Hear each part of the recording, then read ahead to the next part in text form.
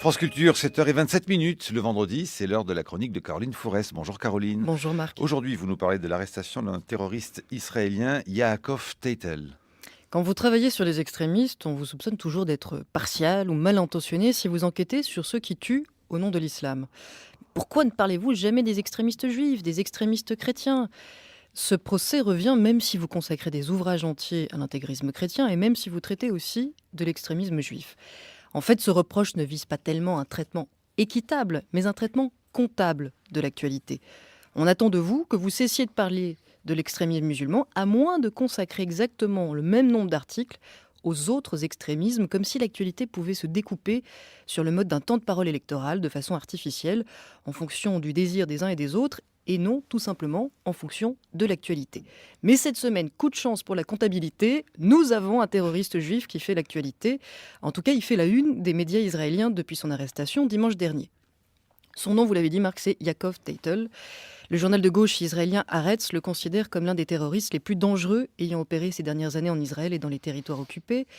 On le soupçonne d'avoir assassiné 2 Palestiniens, d'avoir commis une série d'attentats contre des villages arabes, sans faire de victimes, mais aussi contre des homosexuels israéliens en vue d'empêcher la tenue de la Gay Pride à Jérusalem. On pense surtout qu'il s'agit de l'homme derrière l'attentat ayant blessé l'historien israélien pacifiste Zev Sternel. Haaretz compare Teitel à Yahya Ayash, l'expert en explosifs du Hamas, à cette différence près que Teitel opère seul et non pour une organisation. Mais sa folie pose tout de même de vraies questions à la société israélienne, notamment dans sa façon de se montrer peu regardante sur les motivations parfois réellement fanatiques de citoyens juifs faisant leur alia, leur immigration en Israël. Car Yaakov Teitel est américain.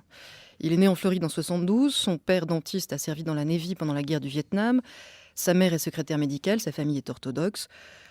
On croit souvent que les terroristes sont pauvres et sans diplôme. Ce préjugé est démenti par le parcours des terroristes d'Al-Qaïda, souvent ultra diplômés, et pour certains issus de riches familles du Golfe. Il est aussi pour Yaakov Teitel, diplômé en psychologie. Il a commencé à venir régulièrement en Israël au milieu des années 90, avant d'immigrer définitivement en 2000. Sa première victime, un chauffeur de taxi palestinien, semble avoir été assassiné en 97. Un deuxième meurtre semble avoir eu lieu 2 mois plus tard contre un berger dans les collines au sud d'Hébron. Selon les enquêteurs, Teitel aurait commis ces meurtres pour venger les attentats suicides commis par des Palestiniens avant de repartir aux États-Unis par peur d'être arrêté. Il finalement décide de faire son alia 3 ans plus tard pour échapper à des ennuis avec la police américaine. Et c'est là que la presse israélienne s'interroge sur la faible vigilance de la sécurité intérieure. Soupçonné, l'assassin est arrêté par les services secrets lors de son alia, mais il est relâché sur la seule foi de ses démentis, comme si la police israélienne avait tendance à croire sur parole un assassin dès lors qu'il est juif et qu'il s'agit de crimes contre les Palestiniens. Il aura fallu 12 ans pour que Yaakov Teitel soit enfin arrêté. La presse israélienne est très perturbée par cette affaire. Certains se rassurent en pensant que le nombre de terroristes juifs reste bien moins élevé qu'en islam. Pourtant, l'extrémisme n'est décidément pas une question comptable. Il a suffi d'un seul pour tuer Yitzhak Rabin.